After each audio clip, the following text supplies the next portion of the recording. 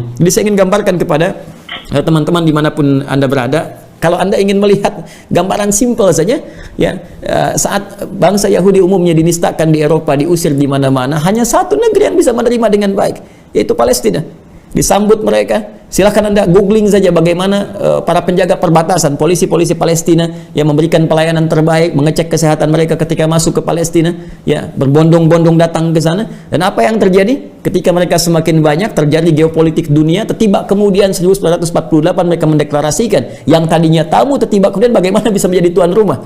Dan yang lain kemudian harus terusir dari tanahnya. Nah, ini yang terjadi perlawanan-perlawanan sampai dengan kini. Ya, sampai dengan kini. Jadi kondisi Palestina berbeda dengan kondisi kita sekarang. Ya, mereka teman-teman dalam kondisi yang terjajah, yang terkepung, yang terisolir dan dihujani oleh berbagai macam aksi terorisme sampai dengan kini.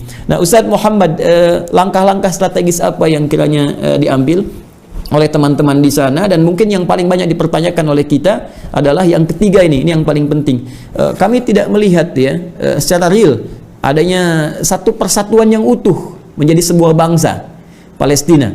Ya, seperti kita pelajari di Indonesia dulu, kita berjuang terpecah-pecah, ya, as-salatin, sultan-sultan, ya, provinsi ini, pulau ini, tapi ketika kita bersatu menjadi satu kesatuan negara kesatuan Republik Indonesia dan kita mendapatkan kemerdekaan itu. Kami melihat di sini ada jalur Gaza, ada tepi barat, ada Fatah, ada Hamas, ada yang lainnya pula. Nah, apakah kondisi semua ini memiliki satu visi yang sama dalam arti bisa bersinergi dan dimungkinkan itu terjadi untuk mempercepat penyatuan dan mendapatkan kemerdekaan yang diraih, atau bagaimana kondisi sesungguhnya? Memang perpecahan yang terjadi antara Hamas Fatah ini juga tidak lepas dari campur tangan Uni Israel. Persis seperti yang terjadi di Indonesia ketika masalah perpecahan politik belah bambu. Namun sekali lagi saya katakan, mereka bermakar, tapi Allah lah sebaik-baik yang bermakar.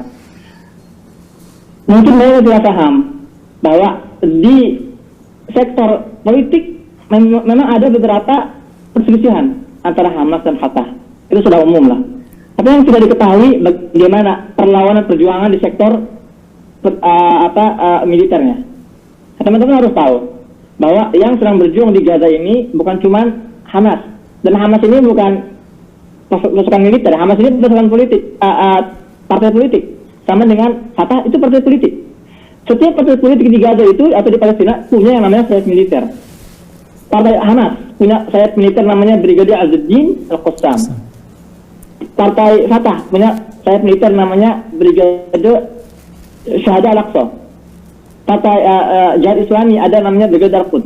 Kemudian juga ada Jabhat Demokratiyah